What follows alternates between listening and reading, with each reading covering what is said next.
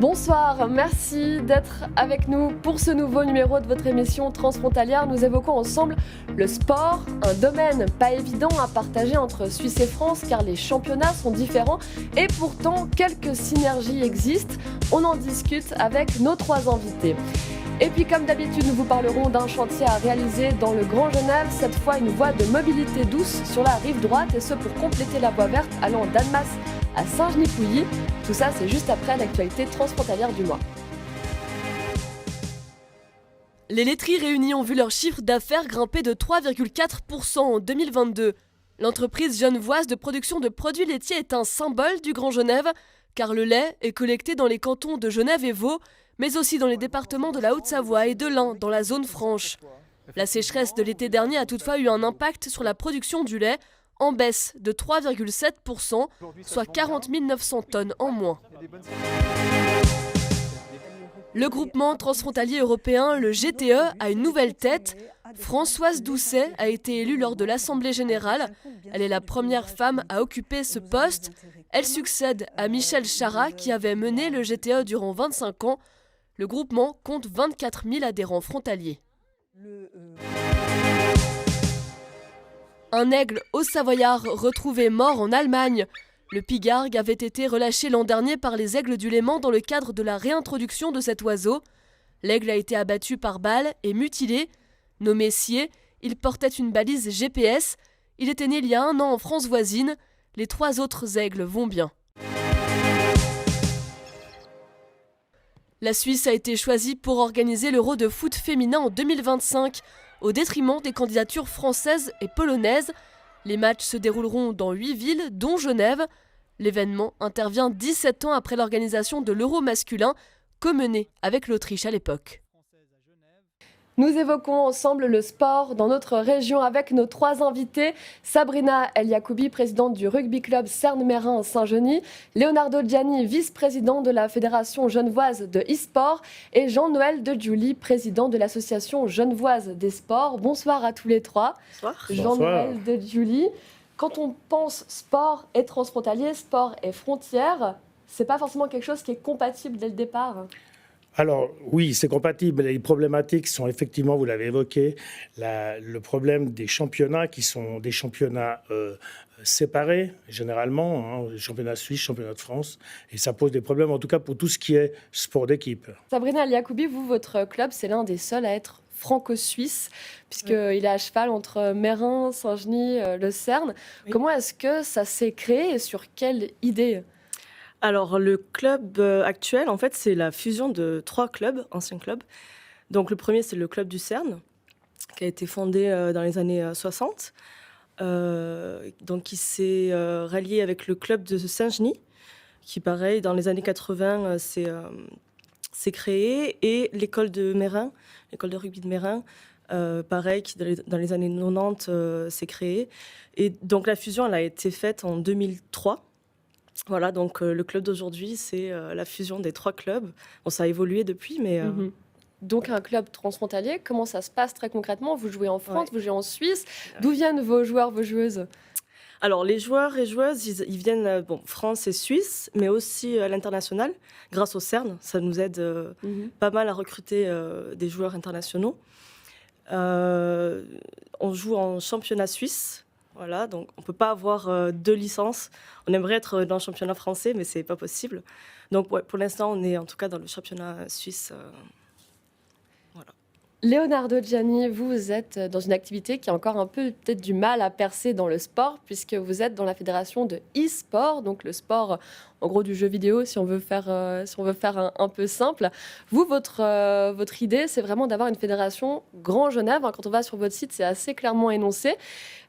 Qu'est-ce qui est un avantage pour vous à être vraiment dans ce Grand Genève ? Il y a moins de championnats que peut-être dans les sports plus classiques ? C'est vrai qu'en Suisse, surtout niveau e-sport, encore et gaming, on est un tout petit peu en train de se développer, en train de catch-up avec la France à côté, ou l'Allemagne ou l'Italie. En France, l'e-sport, c'est un domaine désormais très développé. Ils ont des licences. La fédération a eu beaucoup de discussions avec les collectivités pour ramener quelque chose qui se rapproche le plus du sport traditionnel. En Suisse, on a une problématique aussi liée aux 3 langues, qui est un peu plus compliqué. Et du coup, avec Geneva Sport, on s'est dit que au lieu de faire une conglomération d'associations que locales, on peut aussi travailler avec tout ce qui est françoisine, spécialement dans la région de Évian-Thonon, même jusqu'à Lyon des fois. Bon, c'est pas du Grand Genève, mais ça reste, on va dire, suffisamment proche. C'est plus simple, il y a moins d'obstacles peut-être que dans l'histoire des championnats qu'on évoquait avec Sabrina Liakoubi. Alors, je pense que oui, aussi parce que la différence clé, on va dire, entre le sport traditionnel et l'e-sport, c'est aussi les droits de propriété intellectuelle qui, dans l'e-sport et dans les jeux vidéo, sont détenus par justement les développeurs et les publishers des jeux en question, que dans le sport, tout le monde a le droit de jouer, de créer une association et des compétitions. Ici, c'est un peu différent. Et du coup, on a de la chance que, généralement, il y a un peu plus de flexibilité que dans les fédérations sportives. Les développeurs des jeux ouvrent des fois les portes aux régions. Si on prend l'exemple, à Genève, on a une des meilleures équipes européennes d'un jeu qui s'appelle League of Legends, s'appelle la Team BDS, qui ont leur équipe académie qui joue dans le championnat français, régional français, parce qu'en Suisse, on n'a pas un championnat dédié. On n'a pas assez de joueurs d'audience, on va dire. Et du coup, la Suisse peut rentrer dans la région italienne, française ou allemande d'Autriche. Jean-Noël Delgiuli, quand vous voyez ces deux exemples, rares exemples peut-être à Genève, qu'est-ce que vous en pensez ? Oui, enfin, ce n'est pas les mêmes, pas les rares exemples, parce que vous avez aussi l'utilisation du territoire français par des sportifs suisses, vous l'avez très, très souvent. Hein. Je ne sais pas si vous faites de la grimpe, vous allez au Salève. Si vous faites de delta, vous allez au Salève, ou de la parapente. Si vous faites du ski, vous allez généralement aussi en France voisine. Donc, il y a quand même des échanges qui se font. Le seul problème, c'est qu'effectivement, on a des problématiques qui sont liées à des championnats, à des plannings différents, et c'est toujours un peu compliqué lorsqu'on est d'équipe entre équipes. Maintenant, dans le sport individuel, c'est un peu plus courant que sur des championnats, sur des concours à l'étranger, on puisse pratiquer en open, par exemple en golf, en tir à l'arc, etc. En France voisine, sans aucun problème.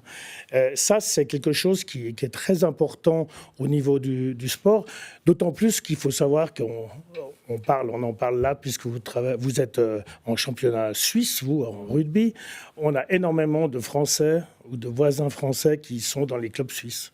Je ne sais pas la quantité, mais on doit bien avoir un quart des pratiquants sportifs genevois qui doivent habiter de l'autre côté de la frontière. Sabrina Liakoubi, est-ce que vous avez que des avantages ?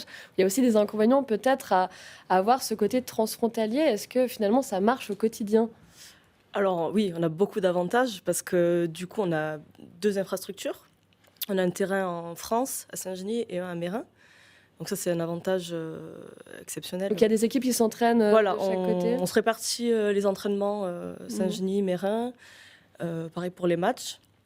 Donc ça, oui, c'est un avantage. Au niveau de l'effectif, on arrive quand même à toucher la France et la Suisse. Au niveau des sponsors aussi, on peut se permettre d'aller sur les deux territoires. Donc oui, clairement, on a beaucoup d'avantages. Non, les inconvénients, ce seraient des petites anecdotes marrantes. Quand il y a une équipe adverse qui vient de Suisse, certaines compagnies de bus ne peuvent pas traverser la frontière, donc ils s'arrêtent à Meyrin et continuent à pied jusqu'à Saint-Genis. Mais voilà, en gros... Ouais. Leonardo Gianni, vous y voyez aussi que des avantages ? Vous arrivez à organiser des événements ou est-ce que c'est parfois problématique ? Disons que nous, on a un peu de chance niveau logistique parce qu'avec les jeux vidéo, on arrive à organiser une partie, en tout cas, des compétitions en ligne, ce qui permet d'éviter ces problèmes logistiques, de où jouer, etc. Justement, pour les championnats genevois qu'on a organisés en novembre lors de la Cité des métiers, c'était ouvert au Grand Genève, du coup, tout ce qui était autour aussi. Et on a eu pas mal de joueurs français. Sur les 150 participants qu'on a eu au championnat genevois, on en a eu une trentaine, on va dire, qui sont aussi entre Annemasse ou Saint-Genis, etc. Et ça a aidé beaucoup parce que ça nous a ramené quand même presque un tiers, ce qui rapproche un peu ce que vous disiez avant aussi en termes de pourcentage des participants. Et on a eu les finales qui étaient sur la scène de l'Agora à la Cité des Métiers. Et ça, sur une journée, c'est facile à organiser, mais les championnats qui ont duré un mois et demi lors des qualifications, là, on a eu de la chance d'être en ligne. Nous, de notre côté, on peut se permettre ce petit shortcut logistique que peut-être au rugby n'est pas aussi simple, malheureusement. Jean-Noël de Duly, vous êtes aussi au tir à l'arc à Jussy. Oui. Vous me disiez en préparant cette émission que vous aimeriez pouvoir peut-être avoir un aspect transfrontalier, mais c'est pas facile. Ouais, c'est un petit but d'essayer de pouvoir créer une équipe aussi transfrontalière avec nos amis de France qui sont juste à côté de la commune de Jussy, c'est Saint-Sergue. Et on pensait faire ça. La difficulté vient du fait de l'organisation. Après, de savoir si le club est suisse-français au niveau de l'organisation, au niveau des comptes, au niveau de plein de choses, quoi. C'est assez compliqué. Et pourtant, dans votre club, vous avez aussi une part assez importante de Français. Oui. Donc, dans les faits, c'est ça. Voilà. C'est clair que, en tout cas, le tiers du club habite de l'autre côté de la frontière. Donc pour nous, c'est quelque chose de naturel. C'est vraiment très naturel. Ça serait bien de pouvoir profiter, disons, de la géographie de la commune de Saint-Sergue, où il y a un petit peu de montée, il y a des forêts, etc., pour notre sport. Mais c'est vrai que c'est un peu compliqué dans l'esprit de pouvoir avoir un club, comme vous l'aviez dit, qui a 2 licences, une française et une suisse.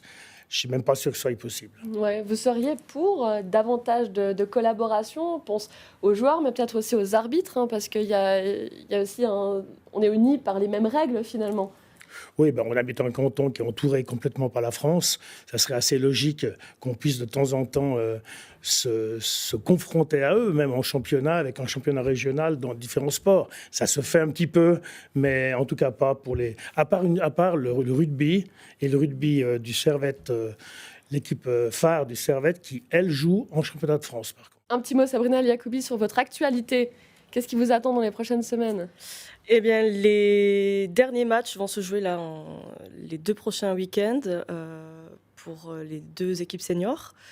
Voilà, après, on verra si elles vont en demi-finale ou pas. Voilà, on croise les doigts, c'est toujours possible. Et Leonardo Gianni, qu'est-ce qui vous attend ? Une rencontre à Thonon-les-Bains, c'est ça ? C'est ça, exactement. Il y a le week-end du 6 et 7 mai, il y a le Thonon Gaming Fest, qui est une grosse convention juste à côté de Genève. Et là, on aura beaucoup de nos membres, de nos associations membres et nos joueurs, surtout sur un jeu sur Super Smash Yacht, mais aussi sur Rocket League et League of Legends, qui seront présents au tournoi, qui seront proposés au Thonon Gaming Fest. Du coup, j'espère de vous retrouver là-bas. Merci beaucoup à tous les 3 d'avoir participé à cette émission. Merci. Et place à notre projet Grand Genève, direction la rive droite de notre canton. Les travaux de la voie verte vont bientôt commencer afin de compléter l'axe Annemasse-Saint-Genis-Pouilly.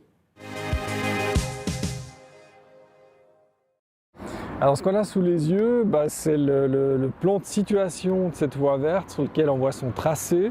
Elle démarre à hauteur du quartier de Concorde, puis elle longe la voie de chemin de fer pratiquement tout le long jusqu'à la route de Satigny. C'est un tronçon, disons, de la voie verte qui va relier Saint-Genis à Annemasse. Nous, on s'occupe de 5 km de ce tronçon, un peu plus. La voie verte rive gauche est en bonne partie réalisée. C'était réalisé dans le cadre du CEVA, donc le tronçon Ouvive-Annemasse, ça s'est construit. La ville de Genève travaille sur un petit bout aussi de cette voie verte rive gauche, et puis la ville de Carouge avec le canton. Donc nous, on travaille avec les communes de Vernier, Satigny, Meyrin. C'est une délégation en fait de compétences qui a été donnée par ces communes au canton pour étudier et réaliser cette partie de la voie verte, donc qui est rive droite.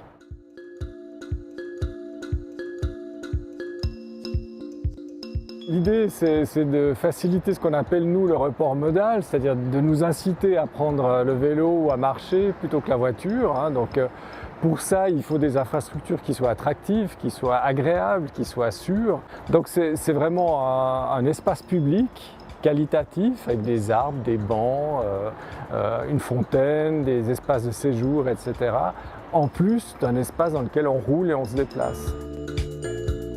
Le projet, il est divisé en 3 secteurs qui feront chacun l'objet d'une autorisation de construire. On espère commencer les travaux d'un des secteurs en 2024 et terminer en 2027, le tout. C'est quand même une infrastructure qui se réalise dans un tissu urbain existant. On essaie de limiter au maximum les emprises chez des personnes privées, des propriétaires privés, Mais il y en a un certain nombre, on les rencontre tous. Le projet, c'est 75 millions. Donc c'est un financement du canton, des communes et de la Fondation pour les terrains industriels de Genève.